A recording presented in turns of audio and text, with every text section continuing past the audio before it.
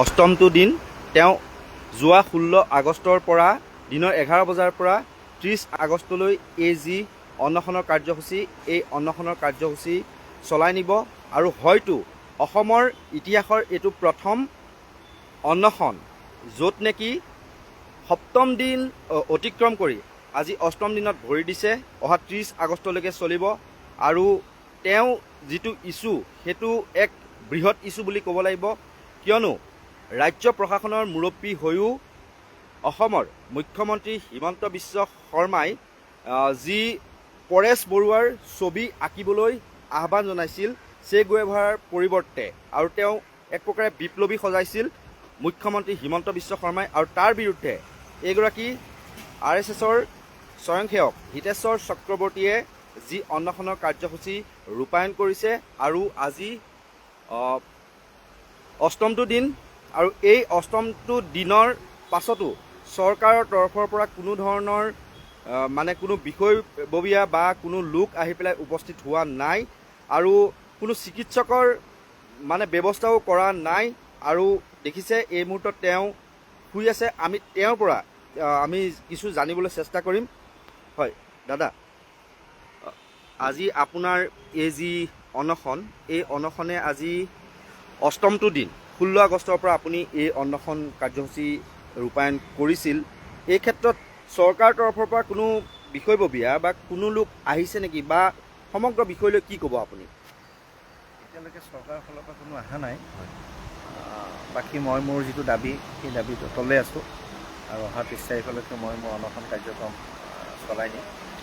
মই আশা কৰিছোঁ মুখ্যমন্ত্ৰীগৰাকীয়ে ইয়াৰ গুৰুত্ব বুজি পাব আৰু বাকী অসমৰ সকলো জনসাধাৰণকে কৈছোঁ যে সকলোৱে সৰব হওক, সকলো সক্ৰিয় হওক, নিজৰ নিজৰ মতামত আপোনালোকে প্ৰয়োজন হ'লে সামাজিক মাধ্যমত হ'লেও আপোনালোকে ৰাখক আৰু বিষয়টোৰ গুৰুত্ব বুজি মুখ্যমন্ত্ৰীয়ে যাতে অসমৰ ৰাইজৰ ক্ষমা খোজে তাৰ এটা পৰিৱেশ অসমৰ সমগ্ৰ ৰাইজে মিলি এটা নিৰ্মাণ কৰক। আৰু দেখিবলৈ পাইছোঁ আজি অষ্টমটো দিনত ভৰি দিছে আৰু হয়তো অসমৰ ইতিহাসৰে এইটো সৰ্বপ্ৰথম অন্নশন য'ত নেকি আপুনি 8 দিন কোনো ধৰণৰ একো খোৱা বোৱা নকৰাকৈ কেৱল পানী খাই এই অন্নশনৰ কাৰ্যসূচী ৰূপায়ণ কৰিছে। এই ক্ষেত্ৰত কিন্তু কোনো ধৰণৰ আমি ভূমিকা লোৱা দেখা নাপালোঁ। কেন্দ্ৰীয় গৃহ মন্ত্ৰণালয়ে হওক বা RSSৰ তৰফৰ পৰা তাৰমানে এই বিষয়ত স্পষ্টীকৰণহে দিয়া আমি দেখিবলৈ পালোঁ যে আপুনি RSSৰ তাৰমানে স্বয়ংসেৱক নহয়, আপোনাক অব্যাহতি দিয়া বুলিয়ে তেওঁলোকে প্ৰেছ বিজ্ঞপ্তি দিলে। কিন্তু ইমান এক ডাঙৰ ইছ্যু যে পৰেশ বৰুৱাৰ ছবি আঁকিবলৈ আহ্বান জনোৱাৰ দৰে এক দেশদ্ৰোহিতাৰ কাম কৰিলে তথাপি কিন্তু তেওঁলোকে নিমাতী কন্যাৰ ভাৱত অৱতীৰ্ণ হ'ল। সমগ্ৰ বিষয়ে কি ক'ব? মই আগতেও কৈছোঁ, আচলতে মুখ্যমন্ত্ৰীজনক ৰক্ষণাবেক্ষণ দিবৰ কাৰণে বিষয়টো মোৰ ওচৰ মানে মোক কেন্দ্ৰ কৰি বিষয়টো এটা ডাইভাৰ্ট কৰা হ'ল। কাৰণ মই আগতেও কৈছোঁ যে সংঘৰ কাৰ্যক্ৰমত মই খুব সিদিনালৈকে জড়িত আছিলোঁ, এতিয়াও জড়িত, এতিয়াও কিবা কাৰ্যক্ৰমত কোনোবা আহ্বান কৰিলে সংঘৰ মই যাওঁ। আৰু কথাটো হ'ল বিষয় হ'ব লাগিছিল, যিহেতু তেওঁলোকে ডাঙৰ কথা বিচাৰধাৰা নহয় বুলি কৈছে। যদি মুখ্যমন্ত্ৰীজনৰ এই দেশদ্ৰোহিতাৰ যিটো কথা এইটো যদি তেওঁলোকৰ বিষয় নহয় বা তেওঁলোকৰ সমৰ্থন নাই, তাৰমানে পৰেশ বৰুৱাৰ প্ৰতিয়ে তেওঁলোকৰ সমৰ্থন আছে। মুখ্যমন্ত্ৰীয়ে আওপকীয়াকৈ পৰেশ বৰুৱাকে সমৰ্থন জনাইছে, বিপ্লৱী সজাইছে। আৰু যদি সেই কথাটোৱে সত্য, তেতিয়া যিসকল ব্যক্তিক আলফাই মাৰিছিল তেওঁলোকৰ নামত যিবিলাক কাৰ্যক্ৰম পাতে বা তেওঁলোকক শ্বহীদ বুলি কৈ যিবোৰ কাৰ্যক্ৰম হয় সেইবোৰ পাতাৰ কোনো অৰ্থ নাই। এই দুমুখীয়া নীতিটো আচলতে এৰিব হ'ল আৰু এই ধৰণে যদি হয় তেতিয়াহ'লে সংঘৰ যি আদৰ্শ সেই আদৰ্শৰ প্ৰতি যি ৰাইজৰ বিশ্বাস আছে সেই বিশ্বাস ভংগ হ'ব।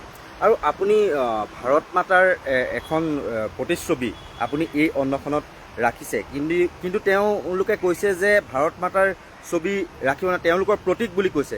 এই সন্দৰ্ভত কিবা আপোনাৰ মন্তব্য থাকিব? চাওক, সংঘৰ নিজা বুলি তেনেকুৱা কথা নাই। সংঘ এটা সামাজিক অনুষ্ঠান। ভাৰত মাতা আমাৰ সকলোৰে, প্ৰত্যেকজন ভাৰতীয়ৰে আৰু প্ৰত্যেকজন স্বয়ংসেৱকৰ হৃদয়ত আমি ভাৰত মাতা আছে। আপোনাক যদি ক'বলৈ যাওঁ, সংঘৰ যিটো প্ৰাৰ্থনা প্ৰতিদিন যি আমি প্ৰাৰ্থনা কৰোঁ সেই প্ৰাৰ্থনাটো সংঘৰ বুলি সংঘই দাবী এইকাৰণে কৰিব নোৱাৰে, তাতো ক'তো সংঘৰ উল্লেখ নাই। একমাত্ৰ প্ৰতিজ্ঞাটোৰ বাহিৰে বাকী কোনো কথাত সংঘৰ উল্লেখ নাই। গতিকে সংঘই এইটো দাবী কৰাটো ভুল আৰু কেতিয়া কৰাও নাই। মই যিমান দিন এতিয়ালৈকে আছোঁ সংঘত, ক'তো আমি কোৱা নাই যে ভাৰত মাতা অকল সংঘৰ প্ৰতীক। ভাৰত মাতা প্ৰত্যেকজন ভাৰতীয়ৰে ভাৰত মাতা।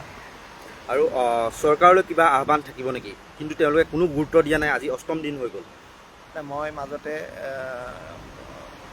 SBৰ ফালৰ পৰা বিশেষ হেৰি ফালৰ পৰা মানুহ আহিছিল, তেওঁলোকে মোক এবাৰ সুধিছিল ডক্টৰ, মই কৈছিলোঁ ডক্টৰৰ টীম এটা প্ৰয়োজন আছে, যদি পাৰে পঠিয়াব, কিন্তু এতিয়ালৈ পঠোৱা নাই। কিন্তু তাতকৈ ডাঙৰ কথা মই ভাবোঁ বিষয়টোৰ ওপৰত চৰকাৰে গুৰুত্ব দিলে মই ভাবোঁ মোৰ অনশনটো এটা সফল হ'ব। আৰু মই মোৰ ব্যক্তিগত কামৰ কাৰণে এই অনশন কৰা নাই, ৰাইজৰ কাৰণে এই অনশন কৰিছোঁ। গতিকে চৰকাৰে বিষয়টোত গুৰুত্ব দিলে মই ভাল পাম।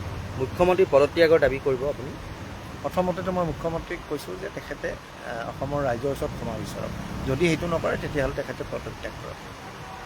নিশ্চয়কৈ, আৰু বেছি কথা নাপাতোঁ, যিহেতু আজি অষ্টম দিন একো নোখোৱা নোবোৱাকৈ কেৱল পানী খাই আজি আমি জানিব পাৰিছোঁ যে 170 ঘণ্টা ইতিমধ্যে অতিক্ৰম কৰিলে।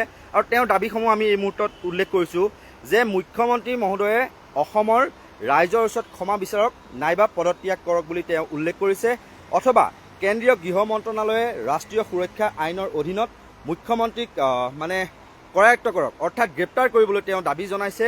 আৰু এই ক্ষেত্ৰত আলফাৰ ওপৰত থকা যি নিষেধাজ্ঞা সেয়া নহ'লে প্ৰত্যাহাৰ কৰক। যদিহে মুখ্যমন্ত্ৰীক গ্ৰেপ্তাৰ কৰিব নোৱাৰে, কিয়নো আলফাক নিষিদ্ধ ঘোষিত সংগঠন বুলি কোৱা হয়, আৰু সেই নিষিদ্ধ ঘোষিত সংগঠনৰ সেনাধ্যক্ষৰ ছবি আঁকিবলৈ যিহেতু মুখ্যমন্ত্ৰীৰ পদত থকা এগৰাকী ব্যক্তিয়ে ক'ব পাৰিলে মুকলিকৈ, তাৰ পিছতো কিন্তু কোনো ধৰণৰ আমি প্ৰতিক্ৰিয়া দেখা নাপালোঁ। সেয়া লাগিলে ৰাষ্ট্ৰীয় স্বয়ংসেৱক সংঘৰ পৰাই হওক বা চৰকাৰৰ কেন্দ্ৰীয় গৃহ মন্ত্ৰণালয়ৰ তৰফৰ পৰাই হওক, কোনো ধৰণৰ কিন্তু আমি ব্যৱস্থা গ্ৰহণ কৰা দেখিবলৈ নাপালোঁ। এই ক্ষেত্ৰত বিৰোধীয়ে দুই এক মন্তব্য কৰিছিল যদিও তেওঁলোকেও কিন্তু বৰ্তমান সময়লৈকে এই বিষয়টো গুৰুত্ব সহকাৰে লোৱা নাই। আৰু আমি পুনৰ এবাৰ উল্লেখ কৰিছোঁ যে 335 ঘণ্টীয়া এই অনশনৰ কাৰ্যসূচী ইতিমধ্যে 170 ঘণ্টা অতিক্ৰম কৰিলে, আৰু কিন্তু ক'ব লাগিব 335ৰ পৰা আধাতকৈ বেছি ঘণ্টা কিন্তু ইতিমধ্যে সম্পূৰ্ণ কৰিলে এইগৰাকী হিতেশ্বৰ চক্ৰৱৰ্তীয়ে। আৰু কোনো তেওঁৰ এয়া ব্যক্তিগত বিষয় নহয়, এয়া এক সামাজিক বিষয়, আৰু সমাজত যিটো বিষয়ে অধিক চৰ্চিত হ'ব লাগিছিল যে আলফাৰ সেনাধ্যক্ষ পৰেশ বৰুৱাৰ ফটো আঁকিবলৈ আহ্বান জনাইছে এগৰাকী সাংবিধানিক পদত অধিষ্ঠিত মুখ্যমন্ত্ৰীয়ে, আৰু তাৰ পাছতো কিন্তু কোনো ধৰণৰ ভূক্ষেপ নাই, কোনো ধৰণৰ গুৰুত্ব নাই। আৰু এই বাতৰিটো যিমান বহল ৰূপত প্ৰচাৰ হ'ব লাগিছিল, আজি অষ্টমটো দিন, ভাবক অসমৰ ইতিহাসতে হয়তো এয়া প্ৰথম যে 8 দিন একেলগে একো নোখোৱা নোবোৱাকৈ অনশন কৰিছে এইগৰাকী হিতেশ্বৰ চক্ৰৱৰ্তীয়ে। তেওঁ পুনৰবাৰ কৈছোঁ, তেওঁ কোনো নিজৰ ব্যক্তিগত দাবী নহয়, এয়া এক ৰাজহুৱা স্বাৰ্থজনিত এক দাবী। আৰু তথাপিও কিন্তু চৰকাৰৰ তৰফৰ পৰা কোনো ধৰণৰ গুৰুত্ব আৰোপ কৰা নাই। আনকি তেওঁ আহ্বান জনাইছিল যে চিকিৎসকৰ এটা দল লাগে, কিন্তু বৰ্তমানলৈকে চিকিৎসকৰ দল এটাও কিন্তু তেওঁক যোগান নধৰিলে। আৰু এই ক্ষেত্ৰত কিন্তু এয়া চৰকাৰৰ এক প্ৰকাৰৰ গাফিলতি বুলিয়েই ক'ব লাগিব। এগৰাকী লোক অন্নখনত বহি আছে, অথচ দেখুৱাইছোঁ চাওক চাৰিওকাষে কেৱল এজন তেওঁৰ সতীৰ্থ এনেকৈ ইয়াত বহি আছে, কোনো ধৰণৰ চৰকাৰী কোনো ধৰণৰ মানুহ নাই, আৰু কোনো ধৰণৰ চিকিৎসকৰ দলো কিন্তু ইয়াত বৰ্তমানলৈকে আমি দেখিবলৈ পোৱা নাই।